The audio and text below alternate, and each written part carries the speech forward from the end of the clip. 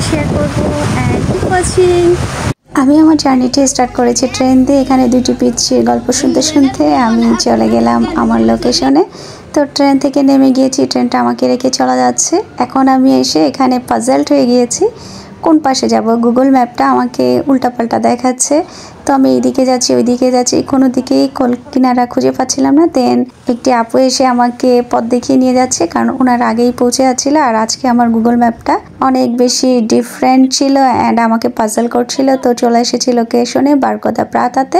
এখানে কিছুক্ষণ দাঁড়িয়ে থেকে ছবি টবি তুললাম, ভিডিও করলাম।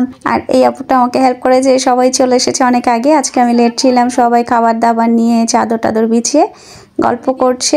তার চেয়ে বড় কথা ওয়েদারটা অনেক বেশি সুন্দর ছিল, কারণ হালকা হালকা শীত ছিল অ্যান্ড রোদের তাপ ছিল, ভালো লাগছিল। চারপাশে সবুজ, আমরা এখানে বসে চা খাচ্ছি, চিপস খাচ্ছি, যে যার মতো পেরেছি খাবার টুকটাক নিয়ে এসেছি, যেহেতু বিকালের আয়োজনটা ছিল।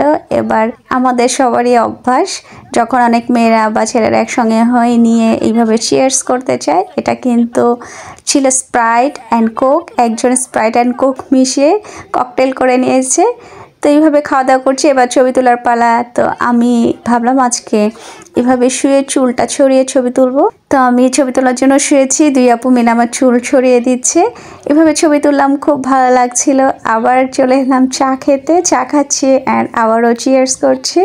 এটা হচ্ছে আমাদের জাতীয় অভ্যাস। তো চা খাওয়া শেষ, চা খাওয়ার সময় আবার রোদের তাপটা অনেক ভালো লাগছিল, ছবি তুলছি রঙে ঢঙে। এবার আরেকটি বড় আপু এসেছিল, উনি আমাদের জন্য চিতই পিঠা করে নিয়ে আসছে, রুটি এবং নানান ধরনের ভর্তা ভাজি নিয়ে আসছে। এই পিঠাটা অনেক ভালো ছিল, অনেক মজা লেগেছে। আসলে দেশি খাবারগুলো আমরা এখানে সহজে পাই না এবং সবাই বানাতেও পারি না, সুযোগও থাকে না বানানোর। তো ওই আপুটা বানিয়ে নিয়ে এসেছিলো। এবার আবার যাচ্ছি বিচের পাড়ে এবং সবাই মিলে ঝিলে নানান রঙের ঢঙের ছবি তুলছি।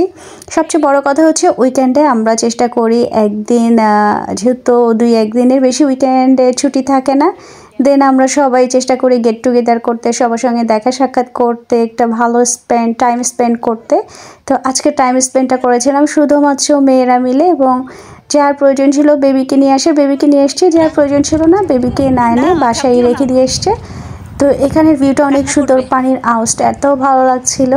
আর সন্ধ্যা যতই আসছিল শীতটাও তত বাড়ছিল। এখানে সাইকেলিং এবং খেলাধুলারও অনেক ব্যবস্থা ছিল। আমরা এখানে কিছুটা সাইকেলিংও দিয়ে একজন করেছি। নীল পানি এবং পিছন দিয়ে সূর্য ডুবছে, পিছনটা নদী ওই পারে মনে হচ্ছিল কিছুটা লালচে। ওয়েদারটা আসলে অসম্ভব সুন্দর ছিল। আর এখানে নানা ধরনের দু একটি স্ট্যাচু ছিল, দেখে বেশ মজা লাগছিল। এবং এই জায়গাটায় আমরা ফার্স্ট টাইম এসেছি। সবচেয়ে বড় কথা পানির সাউন্ডটা এত বেশি জোশ ছিল। সব মিলিয়ে খুব সুন্দর একটি সময় স্পেন্ড করেছি। অ্যান্ড আপনারাও যারা যেভাবে সময় পাবেন নিজেদের লাইফটাকে একটু সুন্দর করার চেষ্টা করবেন। আসলে এইভাবে সবাই মিলে গল্পগুজব করলে মনটাও ভালো থাকে এবং পরবর্তী কাজের দিনগুলো কিন্তু অনেক ভালো যায়। সো এই ছিল আজকের আমার ছোট্ট একটি ব্লগ। হোপফুলি আপনাদের ভালো লেগেছে। আর এতক্ষণ কষ্ট করে আমার সঙ্গে থাকার জন্য ধন্যবাদ সবাইকে। ভালো থাকবেন সবাই। আল্লাহ হাফেজ।